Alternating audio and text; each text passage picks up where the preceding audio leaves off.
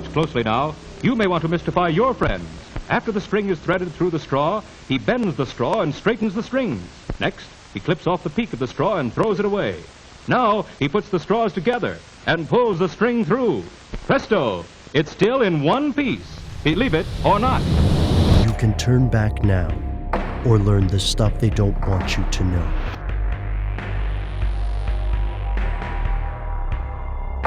Here are the facts. Much of human history is defined by the slow, continual struggle to understand the universe around us, whether in spiritual or scientific terms. Some ideas, like phrenology, are debunked shortly after their invention. Others, such as the principles of physics, are the founding concepts of modern civilization. And then there's alchemy.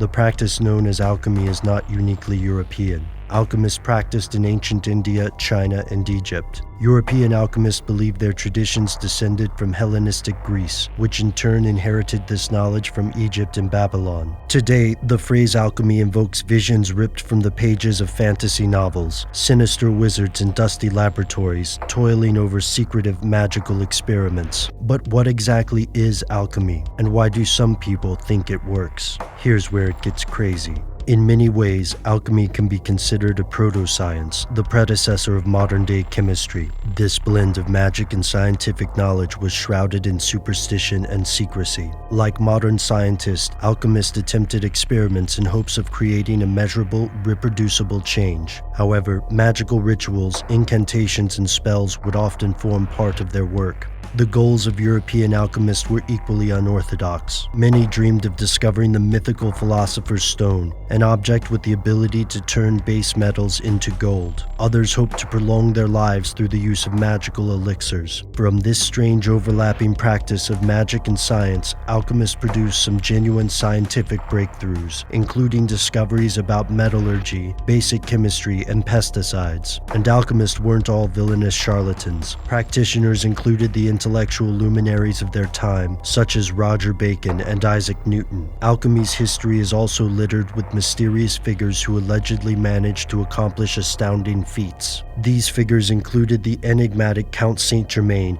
a European intellectual rumored to have discovered the secret to immortality. Then there's the mythical Hermes Trismegistus, a symbolic figure who, to alchemists, represents the combination of the Greek god Hermes and the Egyptian god Thoth. While this amalgamation of religion and science may seem strange in the modern age, during this time in history the two concepts were inextricably linked. Alchemists were as concerned with philosophical or spiritual aspects of their experiments as they were with physical changes. This approach is most obvious in descriptions of the ultimate alchemical goal, the arcane magnum opus, or great work.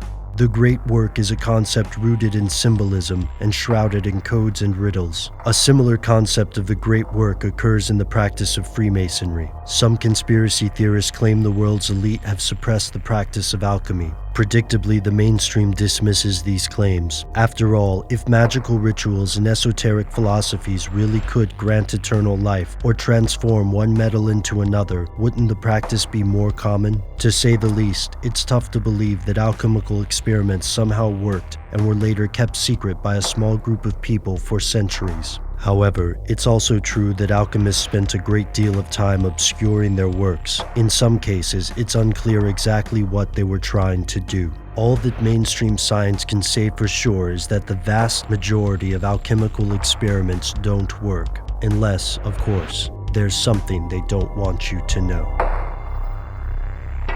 Say, that's slick. Come on, tell us how you did it, Bob.